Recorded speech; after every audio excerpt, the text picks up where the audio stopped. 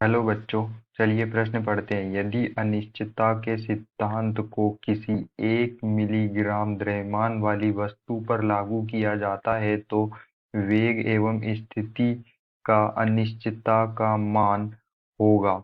हमें यहाँ पर प्रश्न के 4 विकल्प दिए हुए हैं। A 10⁻⁻4 metre square second inverse, B 10⁻6 metre square second inverse, C 10⁻28 metre square second inverse, D 10⁻34 metre square second inverse. तो चलिए अब हम प्रश्न की मुख्य अवधारणा देख लेते हैं। तो यहाँ पर हमारे प्रश्न की मुख्य अवधारणा क्या होगी? तो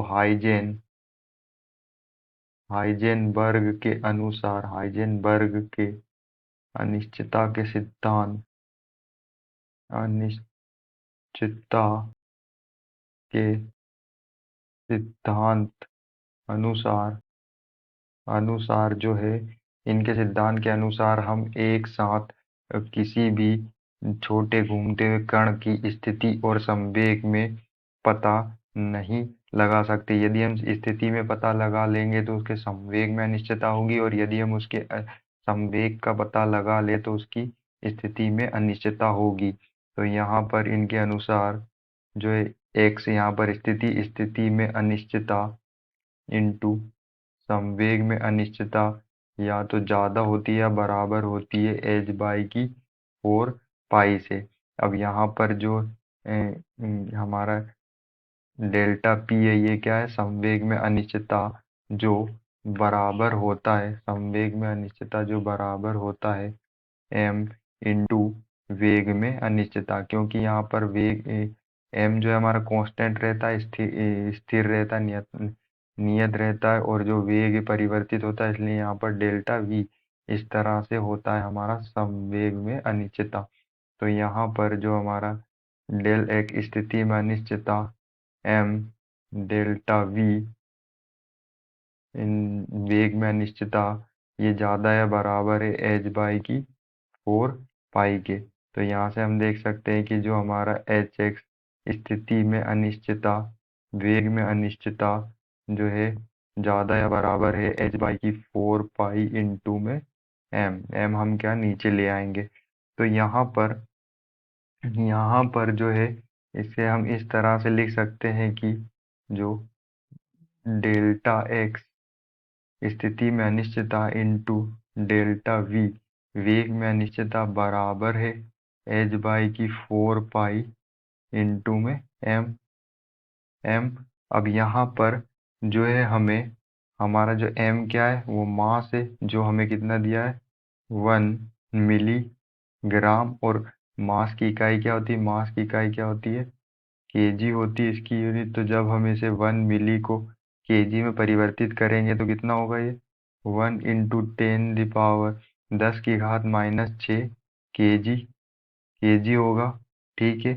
और यहाँ पर जो हमारा, यहाँ पर हमें हमारे जो अनिश्चितता के सिद्धांत में जो h है, ये क्या है? ये जो h होता है, ये प्लांक नियतांक होता है।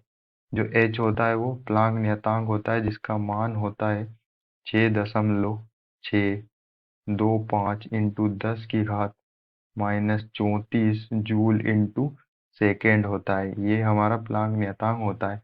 तो यहाँ पर जब हम मान रखेंगे, यहाँ पर हम मान रखेंगे तो del x into delta v स्थिति में अनिश्चितता इंटू वेग में अनिश्चितता बराबर एच क्या है? हमारा प्लांक नियतांक, जिसका मान होता है 6.625 इंटू 10⁻⁻34। पाई का मान क्या होता है? पाई का मान होता है 3.14। तो यहाँ पाई का मान रखेंगे 3.14। मास हमारा कितना है? 1 × 10⁻⁻6 केजी। तो जब हम इसे आगे हल करते हैं तो यहाँ से जो है हमें स्थिति में अनिश्चितता और इंटू संवेग में स्थिति में अनिश्चितता और वेग में अनिश्चितता हमें यहाँ पर प्राप्त होती है। इसे हल करने पर, आगे इसे जब हम हल करते हैं तो यहाँ पर हमें स्थिति में अनिश्चितता इंटू वेग में अनिश्चितता प्राप्त होती है 10⁻⁸ मीटर स्क्वायर सेकेंड इनवर्स। तो यहाँ पर जो है यही हमारा क्या होगा, उत्तर होगा, क्योंकि हमें प्रश्न में पूछा था संवेग में हमें प्रश्न में पूछा था स्थिति में अनिश्चितता और वेग में अनिश्चितता क्या होगी, तो इसकी इकाई होती है मीटर स्क्वायर सेकेंड इनवर्स। तो हमें ये प्राप्त हो 10⁻⁸। तो चलिए हम अपने विकल्प को चेक कर लेते हैं। विकल्प सी में हमें दिया हुआ है 10⁻⁸ मीटर स्क्वायर सेकेंड इनवर्स। तो हमारा आंसर क्या होगा, सी। आशा करते हैं आपको समझ में आया होगा। धन्यवाद।